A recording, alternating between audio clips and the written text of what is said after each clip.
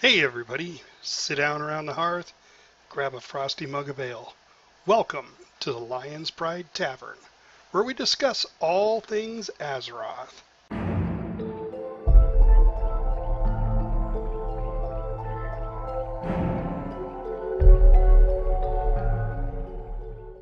Hey everybody, on this Super Bowl Sunday, we talk about our third weekend of normal raiding on Nighthold, and announce the winner of the mythic Nighthold race.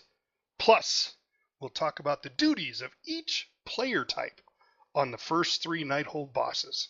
So let's start off with introductions. I'm your host, Fafford. I play a Dwarven Beastmaster Hunter in the awesome game World of Warcraft. Next up, we have Joe Bowie. Hi, I'm Joe Bowie. I play a Worgen Fire Mage.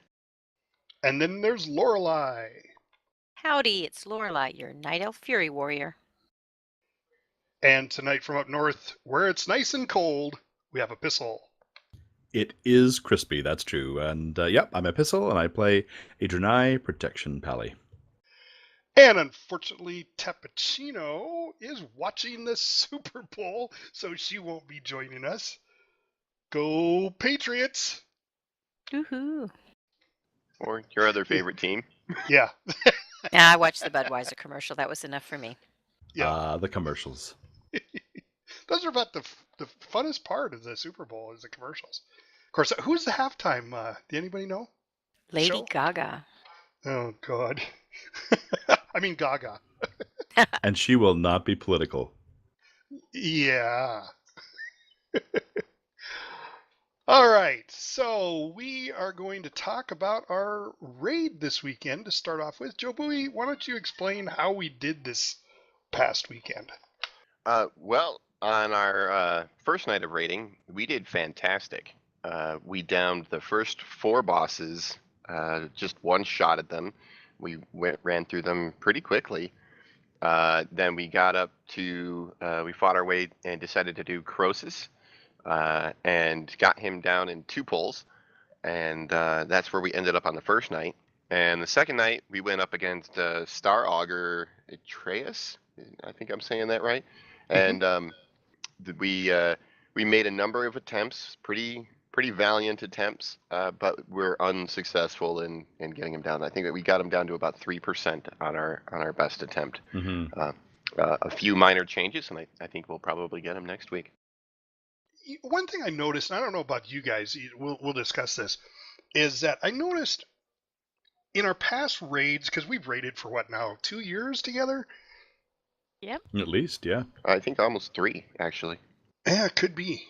But I've noticed that in the past, we always had people assigned to do certain things because it was very important that those were taking care of those utility type items. I'm not seeing that in Nighthold with a lot of this, or am I just missing it? Do you guys see any of that, Joe Bowie?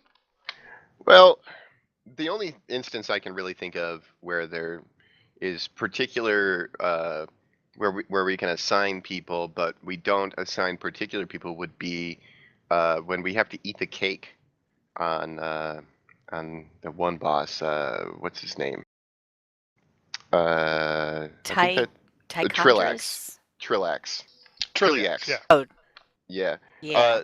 When we have to eat the cake on Trilliax, I mean, we could assign people that, but we've just been leaving it to, people who are nearby it. There doesn't seem to be anything so far that I've seen, at least in the bosses we've done so far, that there's something that's like really important that we can assign to somebody, or something that needs to be assigned to different groups. It seems to be more of a, hey, this is a job for, DPS need to do this thing, so if you see this thing, take care of it, kind of thing. It seems to be a little bit more general than specific. It's not like back in when we used to have to like pass a debuff back and forth, like when you and I used to run around on that one high mage and Yeah, uh, past the you know hot potato. yeah, the hot potato thing that we used to have to do and stuff like that, where we had a particular task that could be handled by 2 individual people, that type of thing. I don't see anything like that in Nighthold. Yeah. I think they've distributed that sort of responsibility. There's some things that just have to happen in raids, but anyone in the raid outside of tank or healer can do those things. So do you think, and I'll ask Lorelei, do you think that's because we've been together so long that now we can just say this mechanic needs to be done? Or do you think the raids actually changed?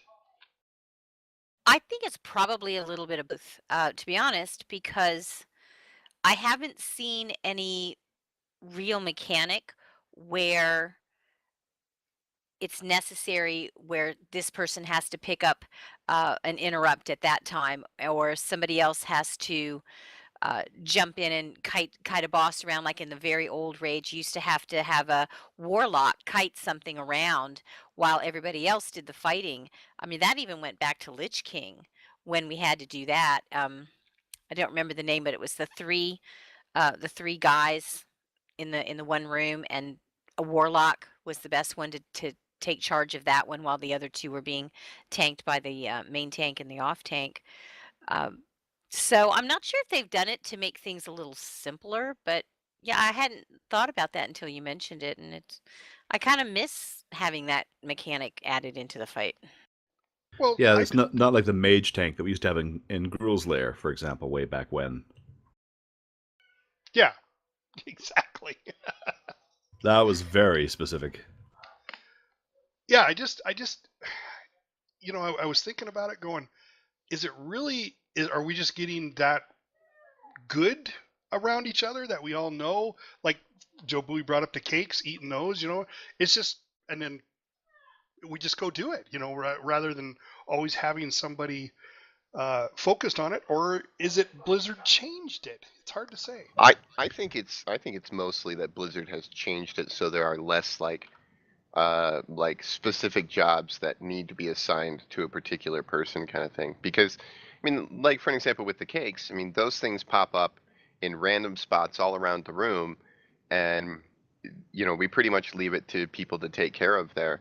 I think the only thing I can point to that's like a specific job would be on the Croesus fight, where those of us with things like blink or disengage or the ability to run real fast or what have you will go after the little swirlies on the ground that are way back far on the bridge, so that the people who don't have as good of movement can get to the ones that are a little closer to the boss. But that's still like not specific players necessarily.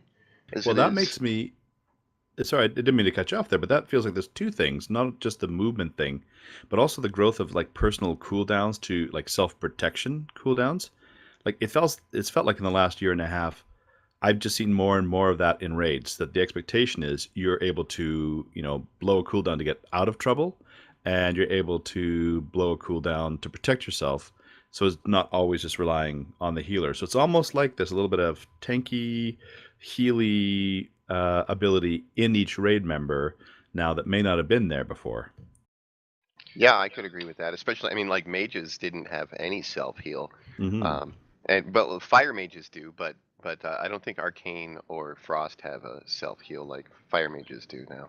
Well, I know Not like the I know blink. Arcane doesn't. It has the shield, but all three of them have that. Mm-hmm.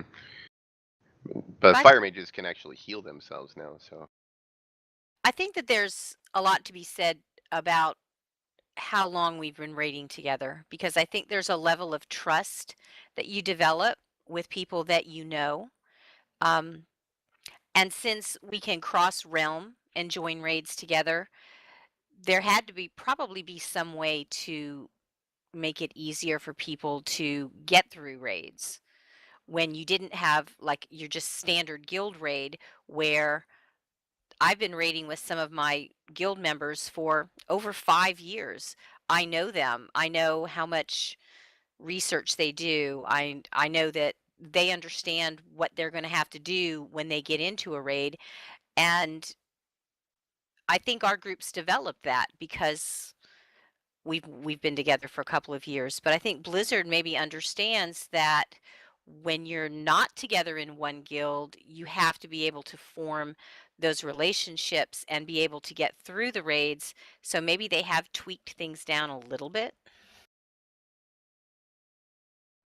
Yeah, that's Yeah, could possible. be. It's possible.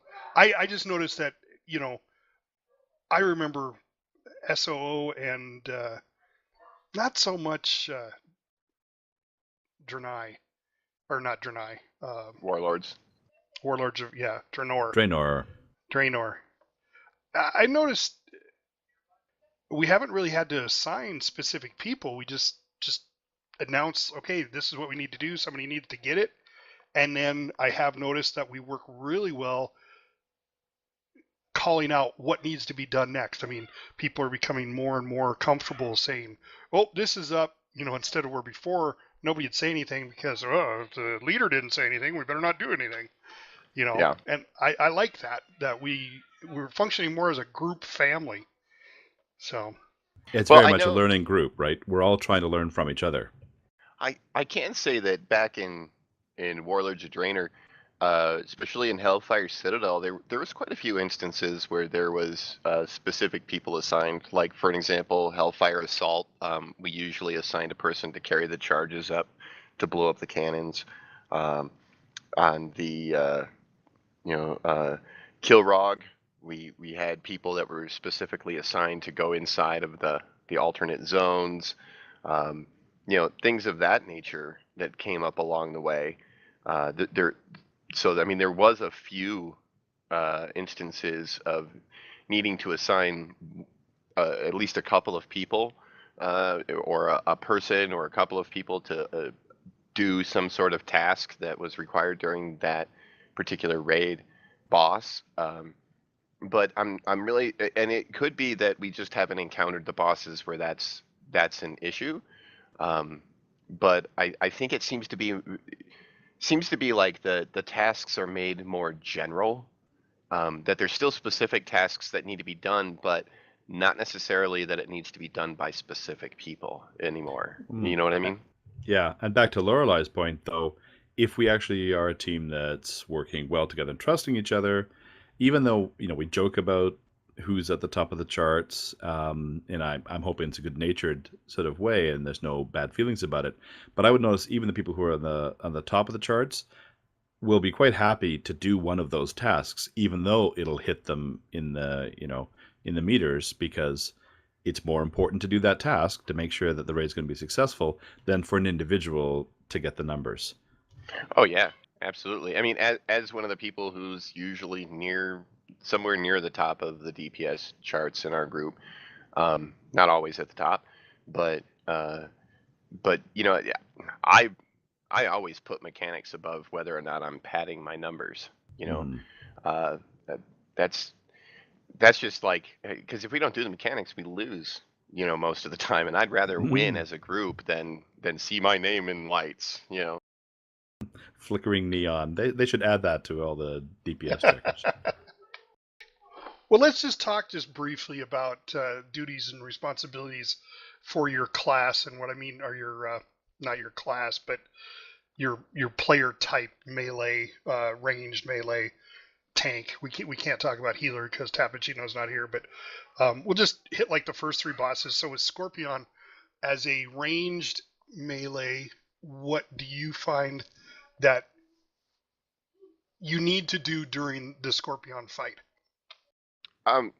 With that one, it's mostly a positioning thing. I need to make sure that I'm paying attention to which direction the boss is facing when he's about to cast his little stunning beam that he puts out between his claws, so that I'm not in front of him there. And then besides that, all I really need to do is make sure that I'm behind one of those shards of his armor, those crystals, the blue crystals that are on the ground, so that I don't get knocked back to the wall and bring extra ads into the raid. Beyond that, it's pretty much just making sure if there aren't any ads up, I'm trying to do more single target attacks, and if there's ads up, then I'm going pure AoE to try and burn down those ads. And that's more or less it for that fight. There isn't a lot of mechanical responsibilities, I find. Lorelei, what about a melee? I feel that and it's just from my perspective, my job is to take care of the ads as well, but also to pay attention if there's ads on the tanks that I can get up there next to them and take out those ads so they don't have to worry about it. Uh, Positioning is very important for melee because I know I get caught sometimes too close to the boss in the front, or I get hit by his claws just in a melee attack. But I need to pay a lot of attention to where the boss is and how far the mechanic that he shoots out, maybe one attack, or like the uh, Trilliax where he shoots out the beam. I know I've had to learn from experience. I can't stand too close to his side, so I have to be able to go into each fight knowing how far I can get to the boss, if I can stay back at the end of his hitbox, um, and then still watch out for the tanks and take any ads that they have on them. Now, what about running to the crystal shards? Do you find that more or less difficult being melee? I think it's difficult if the shard is far away from him, because then I can't DPS. I mean, I can use heroic throw and throw my weapon at him, but I just stand there for the most part. But when we have a shard that's right next to him, I can still DPS through that, which is a nice addition to that mechanic. Before, if there was something in front of us, we couldn't do anything. And that's the same thing that happens on is that the Tichondrous fight where we've got to stand behind the pillars when Well, we haven't done Tichondrous yet, so I couldn't tell you. we haven't. I thought we did. I'm pretty sure we did. No. That's we have not attempted that boss yet. Okay, well, there's something else we're going to have to stand behind. Oh yeah. And in that case, sure. you can't DPS, but there's usually ads that can be brought behind him, and then we can DPS the ads. So a lot of times I do feel like sometimes I'm just standing in the back of the room not doing anything, but that's just the mechanic of the fight. Okay, now I'm sure our illustrious tank here is going to say, well, all I have to worry about is tank swap. So, Epistle, on Scorpion, what do you feel is your duty? On Empyrion, there is no tank swap. Okay. So, but there's actually two roles, and I know one well, which is the straightforward role. I've got the easy job on this one, although it's exciting. You got to be on your toes. I gather all the ads, so I got to make sure nothing is on anyone else. But as we've been sort of joking, my shield, the Avengers shield for Pally right now, and with the gear I've got is so ridiculously overpowered. It actually makes that job really quite simple. It's actually giving Darg a little bit of problems trying to hold threat, just because I just know right now it's imbalanced. But I'm going to enjoy those glory days while I have them. On the other hand, though, what Darg is doing is the really tricky job, because he's got to. And he does this so well, he's got to really move between two different positions so that he doesn't get a nasty debuff that could kill him, at the same time minimizing his movements to make sure that everyone else, the melee and the range, can do their job effectively and not get hit by the boss.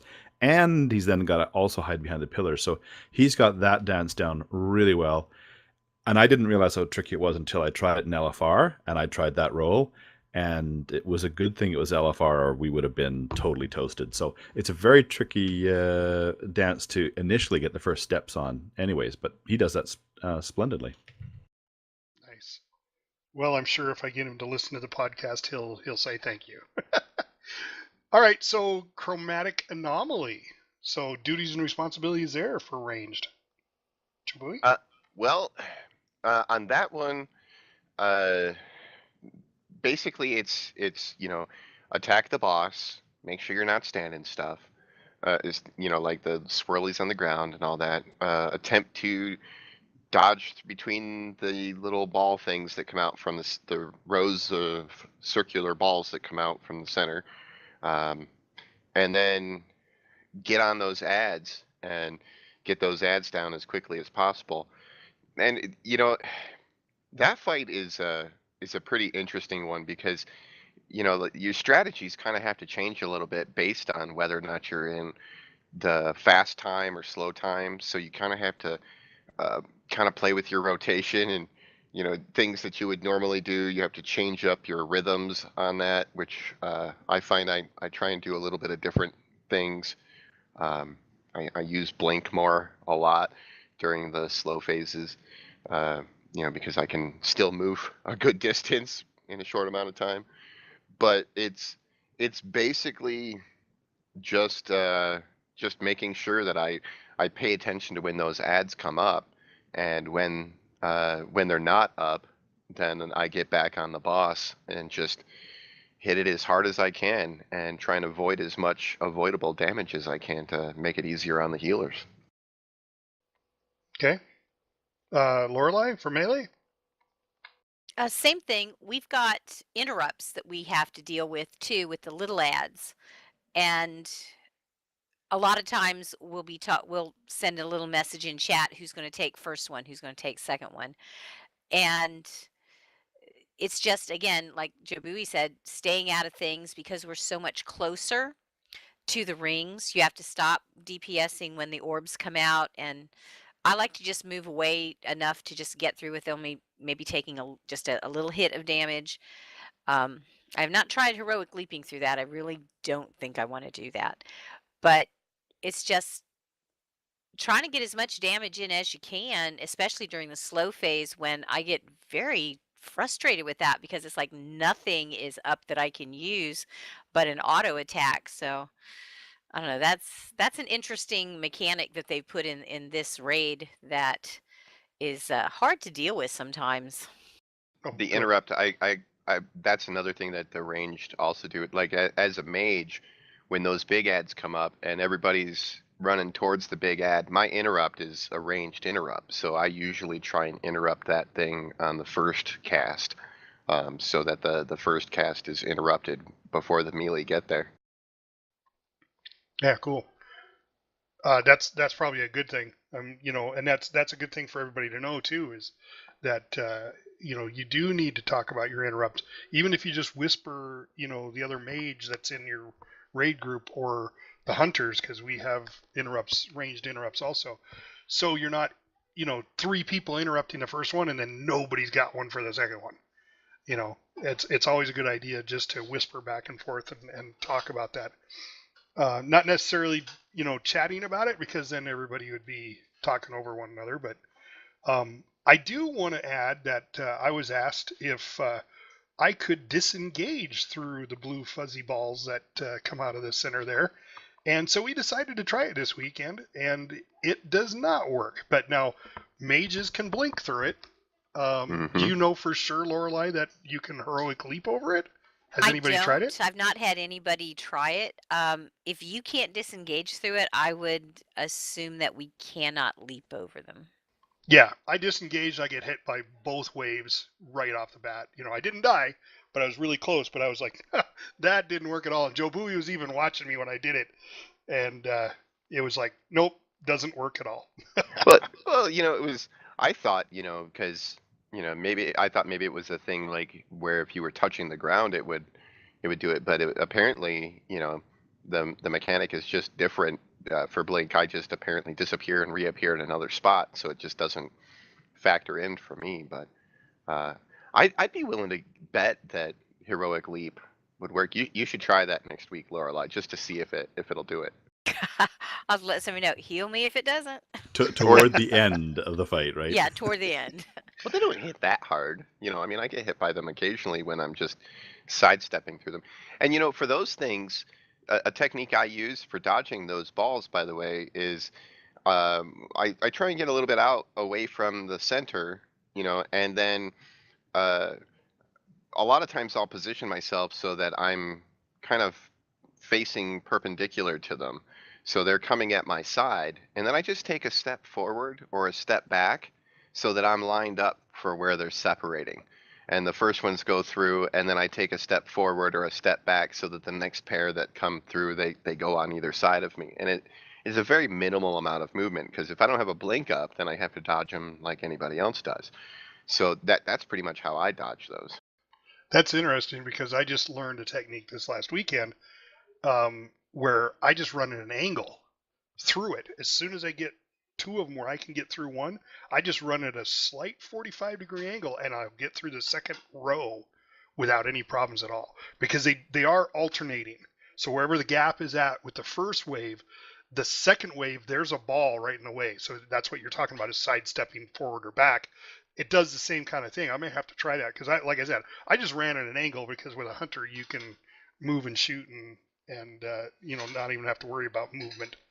Yeah, it's just because that allows me to stay facing what I'm attacking at the time, so I don't have to turn away from it or anything like that. I can just move backwards a little bit or move forwards a little bit without having to change which direction I'm facing, and I've found that that's worked pretty well for me.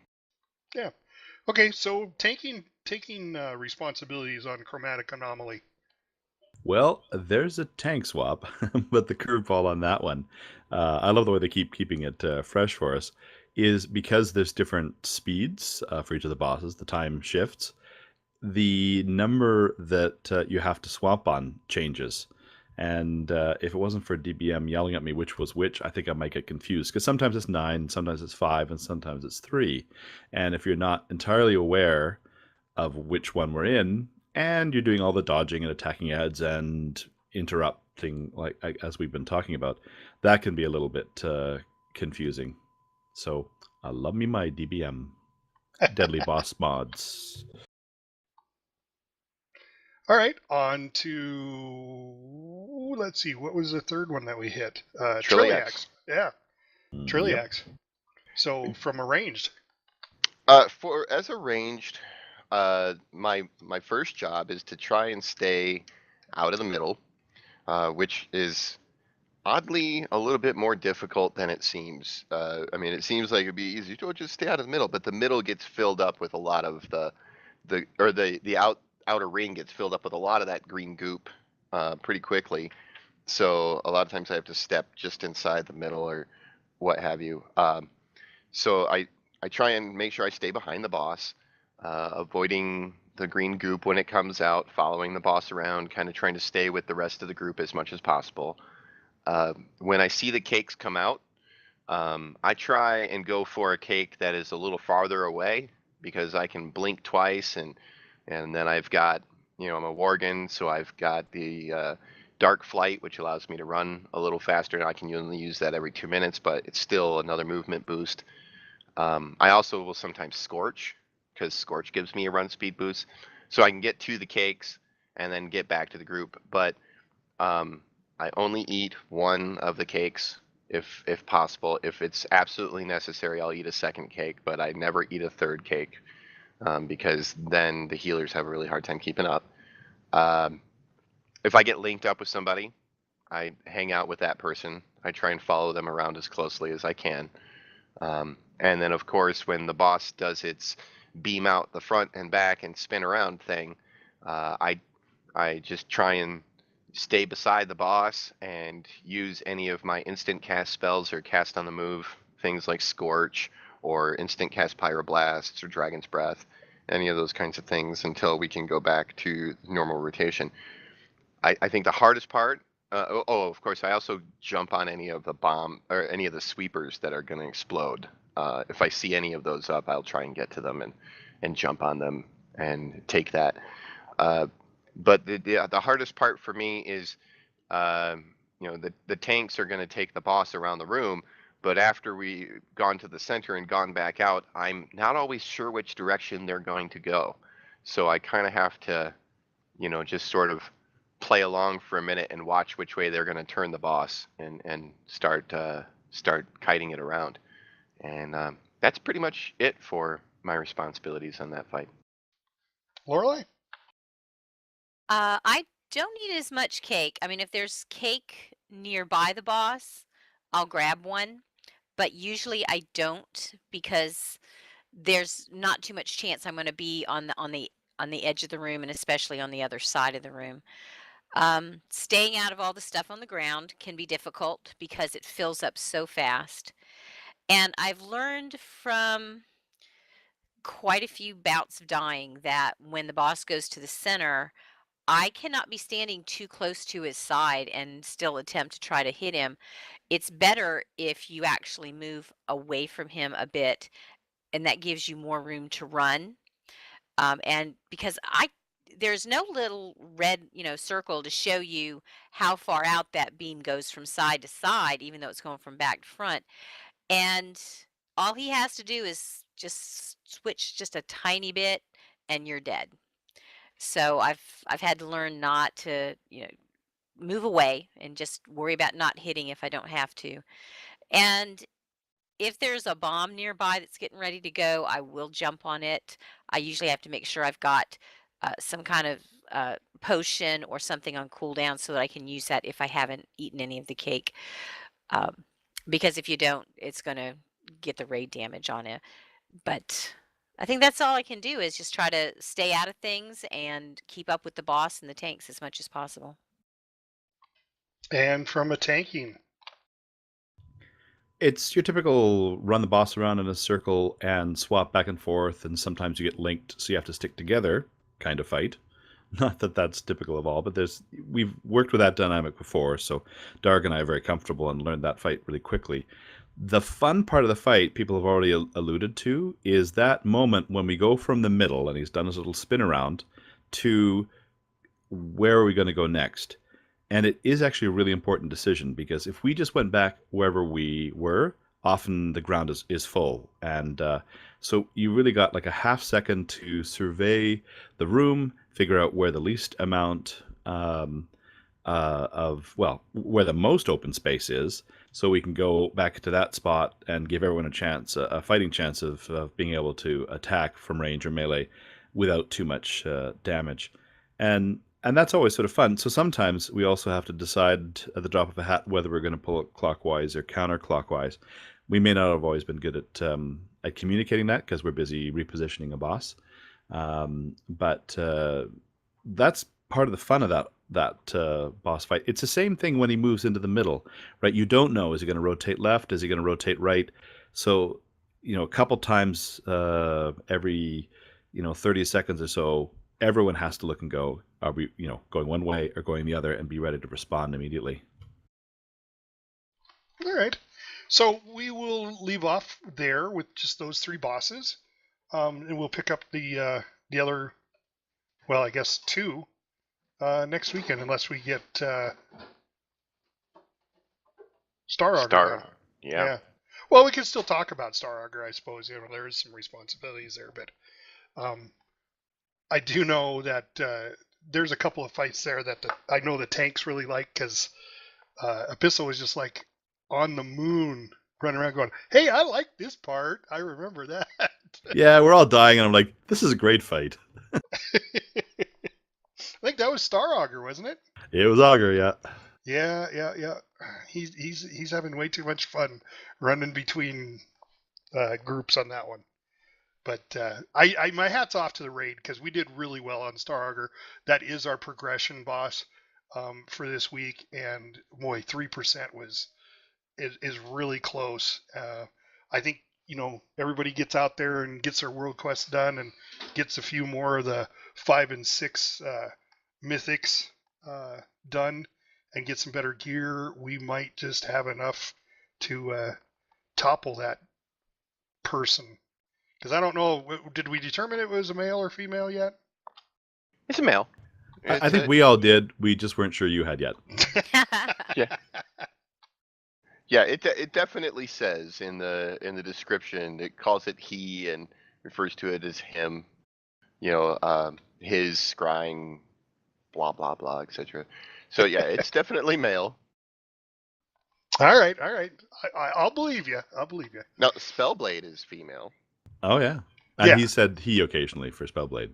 Yeah, I think he did actually. See, I think he thinks that that casters are female and blade wielders are male. Perhaps. Actually, I'm going to tell you, it has to do with how tough they are.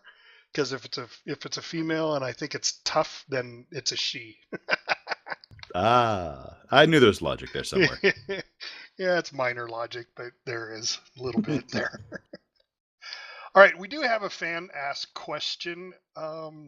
This has been a while, and I apologize to the fan that asked it because I haven't been able to get it out there. But everybody wants to know which major, or everybody, this fan would like to know which major city do we like, and why do you like that city out of all the cities, obviously on the Alliance side, because we don't talk about the Horde, even though we talk about all things Azeroth. So we'll start off with Joe Bowie. Oh, my favorite city is, like major player city on the Alliance side. I think I have to go, and I know it's kind of boring, but Stormwind. I mean, I like the way that Stormwind, it seems like a big city. Some of the other ones don't feel so much like a big city as they do more like a fortress or a base or something like that. But Stormwind really feels like a town, and I like how there's even two sides of town that you like. There's an auction house on one side of town and an auction house on the other side of town. Bank on one side and a bank on the other. There's a tram and there's all kinds of cool stuff there. So I think I'd have to go with Stormwind. And the king. The king is there. Well, yeah. It's good to be the king. So what about a small village? Any small village anywhere in the world? What's your favorite? Oh, I liked, I forget what the name of the actual village is, but it's where Starsong Ranch is in Pandaria.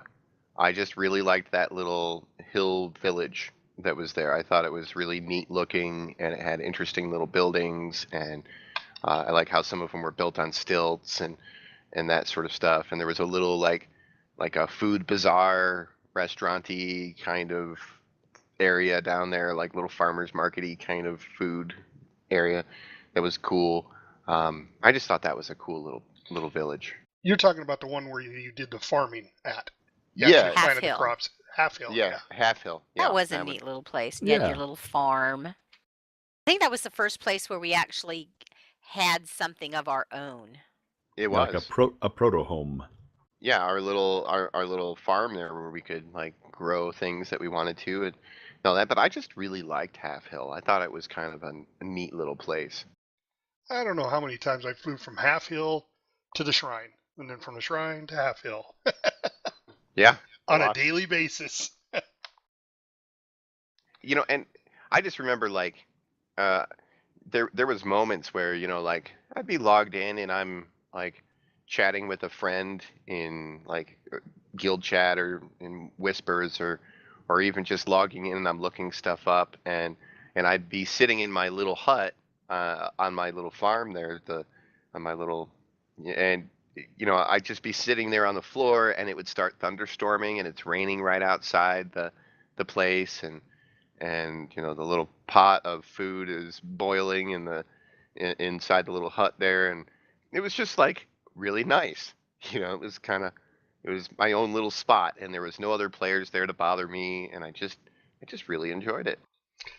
It is unique because I think that's the very first time that Blizzard actually gave us something.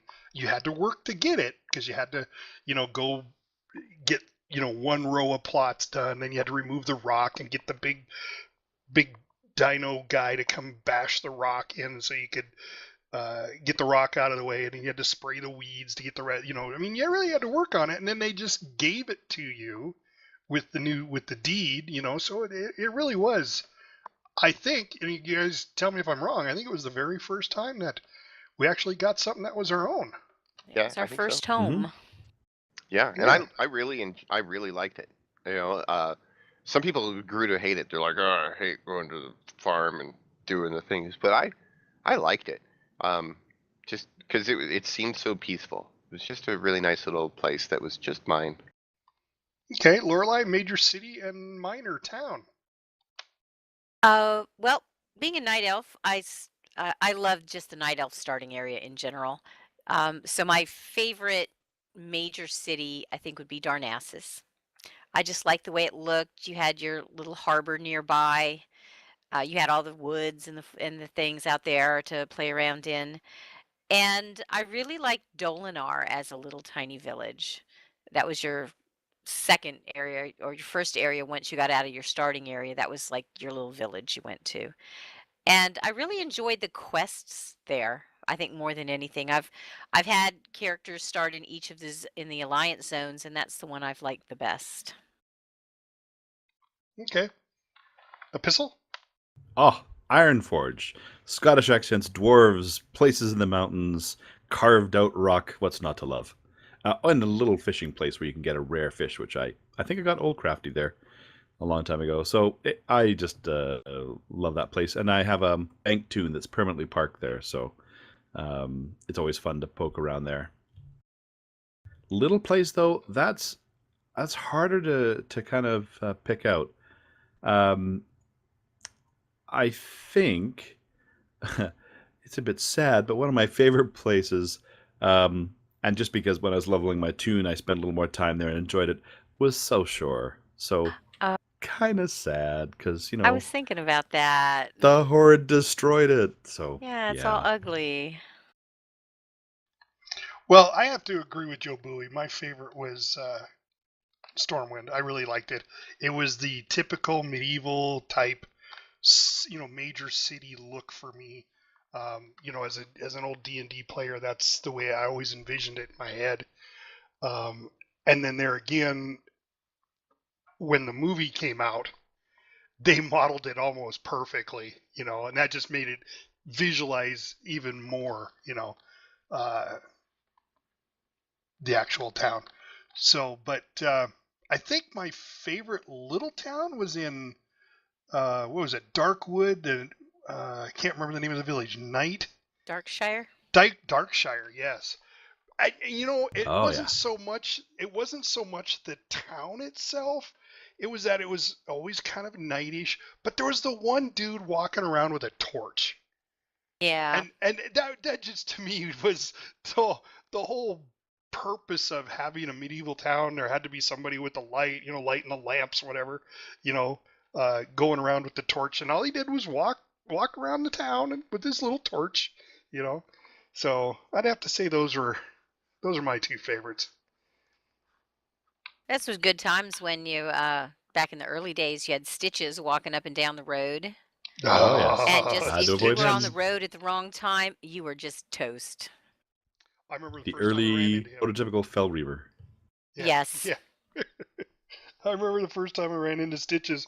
I'm going down the road and I see it and I'm like, oh, what's that? And he starts attacking and he kills me and I'm like, what did I do? I didn't do anything. And inside your mind, the chant to the mantra is, the roads are safe, the roads are safe, the roads are safe. Right. Yeah, the Yes. roads were not safe because you couldn't even ride in a chauffeured motorcycle. You had to walk down that road on your own. Yes, very true. Very true. All right, so let's talk a little about 7.2 coming out. Blizzard's going to be adding some new artifact traits. So, what do you guys think this is going to mean for you now that you're in 7.15, going into 7.2? Have you guys looked at any of that, Joe Bowie? Well, yeah, I've been looking into that lately, and one of the things is they're apparently going to what we have been referring to as our Paragon trait, which is our trait that you can sink 20 ranks into, is going to be refunded. Like all of the artifact power that we've put into those ranks will be refunded back to us to spend on the new traits that they're adding. Every class is getting 3 new base traits that are, according to Blizzard, those are basically, you should feel even more powerful than if you had kept all 20 ranks of your Paragon ranks. There's a bunch of different ones for all the different classes, and then there's a new Paragon rank type of thing that apparently is being called Infinite, and it's just a flat damage increase, and there are 20 ranks in that. The key thing that I've seen to pay attention to is that right now we can get up to 54 ranks So that would be the 34 base ranks plus the 20 ranks of the Paragon, which I still haven't completed. I'm getting close, but I'm not done with yet. And there basically, once you've reached that point, then there's the only thing you have to spend artifact power on would be your off specs. So like if I wanted to put it into my my frost staff or my arcane staff, I think it's also a staff. And basically they've said that you shouldn't take, like, you know how when you go out and you do a world quest or have a champion mission done, you get a token. It's like an item in your bag that's worth a certain amount of artifact power. They're saying don't save those in your bank for when 7.2 comes out, because apparently those tokens are going to just be invalidated. You should spend those, you should like switch to an off spec. If your main spec is full with all 54 ranks, switch to an off spec, use those tokens and apply the artifact power to your off spec weapon. But there's no point in saving them in your bank, because they are just going to be worthless when 7.2 comes out. There will be new tokens that will distribute artifact power at that point. So that's something people should know before we get to 7.2 is don't try and hoard up tons of those artifact tokens, because it will just it will be a loss for you. Yeah, good advice. That is good to know, yeah. Lorelei, you got anything to add to 7.2? I know not everybody's read about it, but you got anything you want to add? I've kind of just read what Joe Bowie's read. I mean, we're going to get flying, which is, thank God, and our mounts.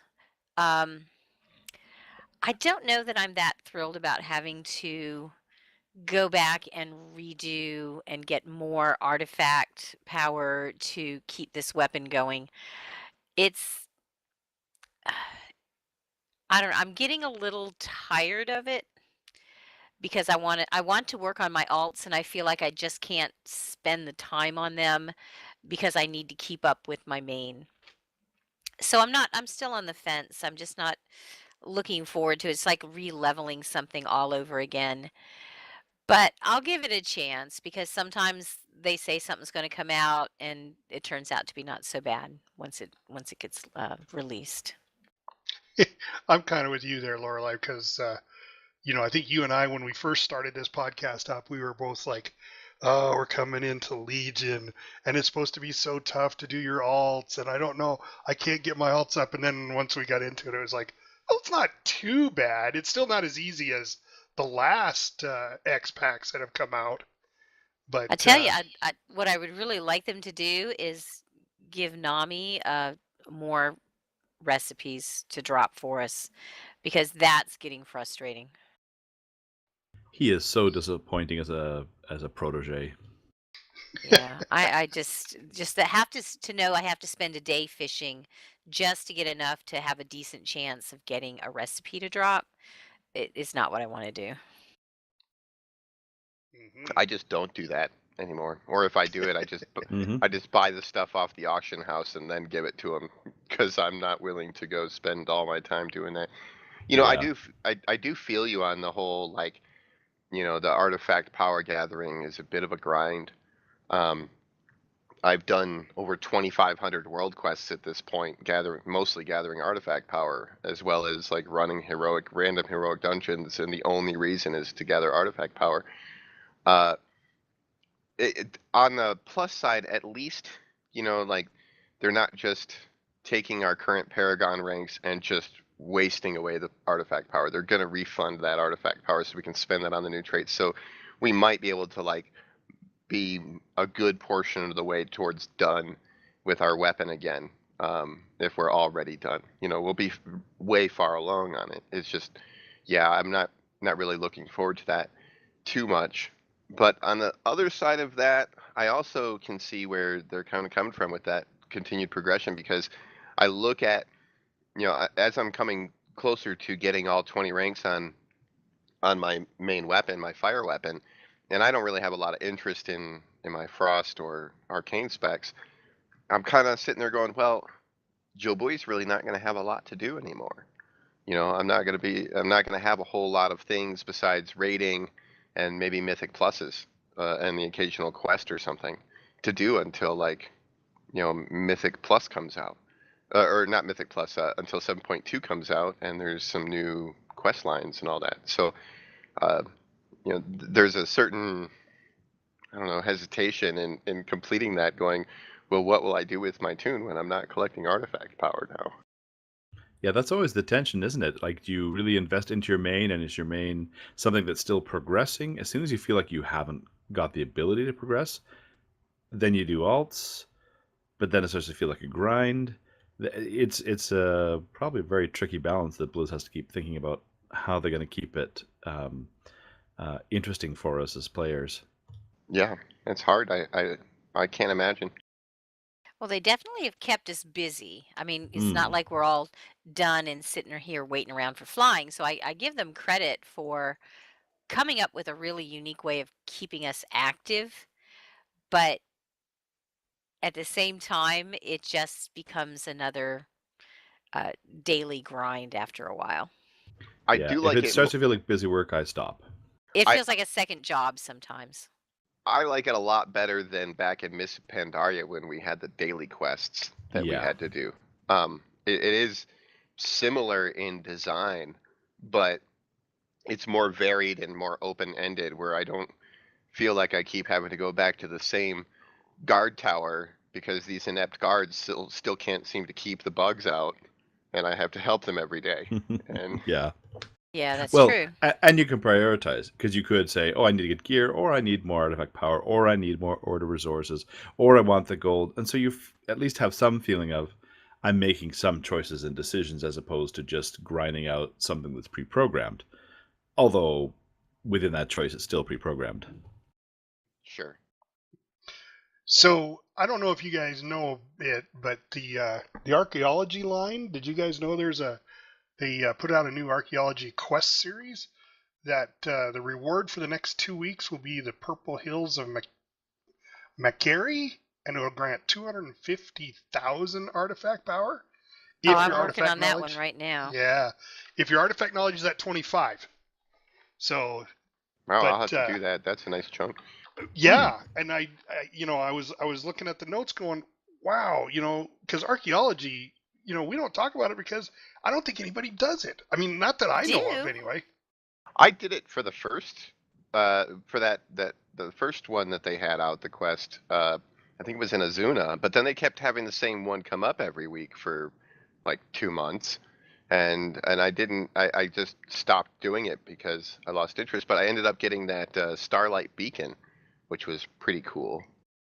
Um, I think it was there is um, there is an artifact appearance that's tied to archaeology too, though. Have they got a catch-up mechanism on that, though? Because that was always the kind of the kicker. It's just so much to get, all the way up to 800. I think you can. I think you just. It doesn't take. I think you can just do like Legion archaeology, and it'll go up point after point. So it's not like you have. I don't think you have to go back and do the old archaeology areas. I'm not certain about that though. Everything Um, else seems to be the same way. I'd rather it that way, because otherwise, why start all over from the beginning and run around the world just to catch up? of course, there's also. Don't forget, there's also the enchantment for gloves that makes doing archaeology faster. No, that's cool. All right, well we're coming down towards the end here, and I still want to get Lorelei's battle pet minute in. So cue the music.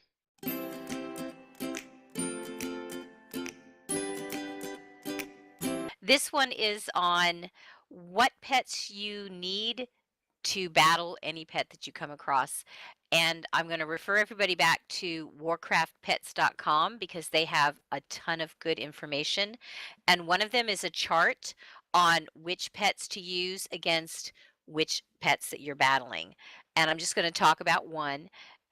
You need to have a variety of pets. You need to have pets from every pet family. For example, if you have an elemental, they are really strong against mechanical pets. but they are very weak against critters and aquatic. So you have to be able to balance your team in order to win. So some of the add-ons that I use will tell you which bosses have which pets, so you can start planning for that. But you need to get a variety of every pet you can find, every pet family, and then set up your pets so that you're getting the most bang for your buck. Sometimes you get combinations of pets which work off each other. If one pet blinds the opponent, then there's another pet that might have an attack that gives you more damage if that other pet is already blinded. So All check right. out their chart. They have a really good chart. And on to Joe Bowie's Transmog Minute. Yeah, this week I've got just a quick update, and for people, just a little heads up.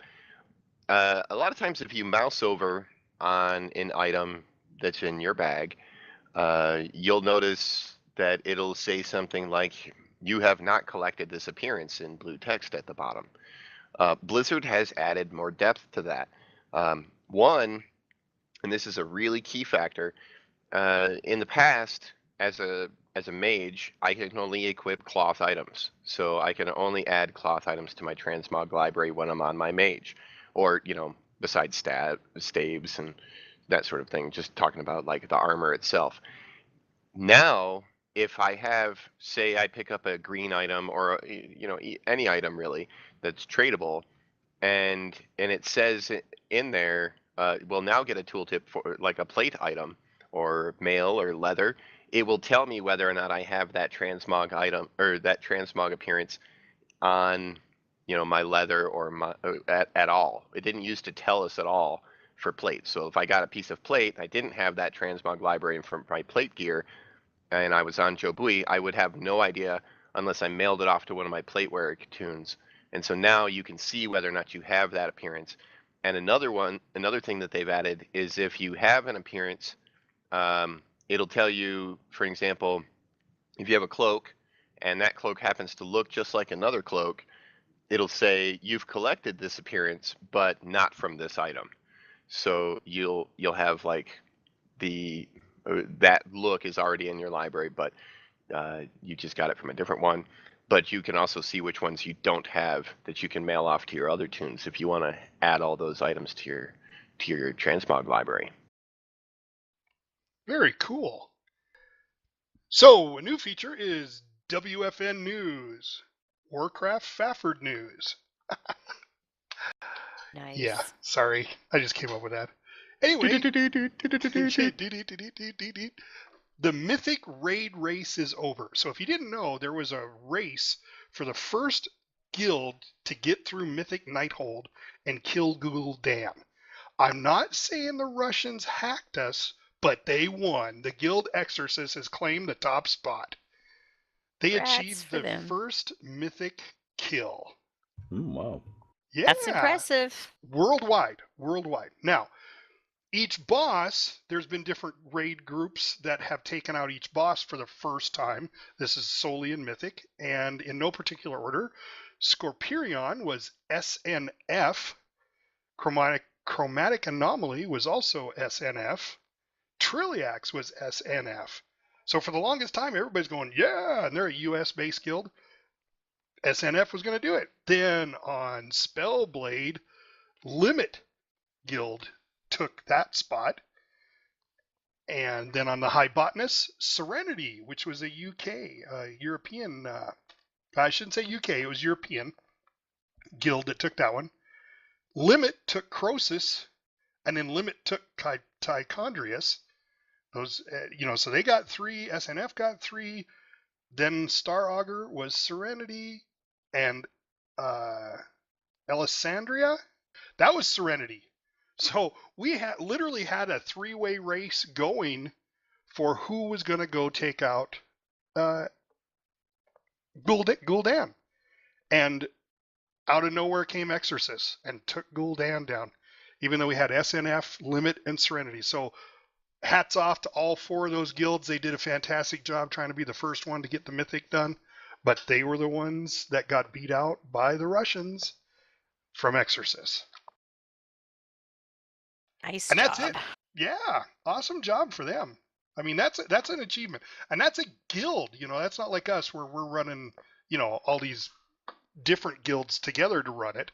That was a full guild. So if you want to see a picture of their kill, you can go to Wowhead and go to their news, and there's a really nice screenshot of them all hovering around the dead Gul'dan. So he looks pretty awesome. So I can't wait for us to get there, which we'll get there. We'll get there. I guarantee it. On Mythic? I can change it to Mythic, but I think we'll get there on normal first. Good plan. All right, guys. I really appreciate you all showing up tonight. Hopefully, Tappuccino's not crying in her beer because I think her team's losing. But we'll see you all next week. And thanks for coming. See you next Pleasure week. as always. Thank you. If you like this podcast, throw us a like and subscribe to our channel. And please, leave comments or questions below. Maybe we'll answer them on the air next podcast. We are hosted on Podomatic.com. Our website is lionspridetavern.podomatic.com. Our podcast also airs on iTunes for Apple users, Google Play for Androids, and YouTube. Just search World of Warcraft Lions Pride Tavern Podcast. See you next week, and thanks for listening.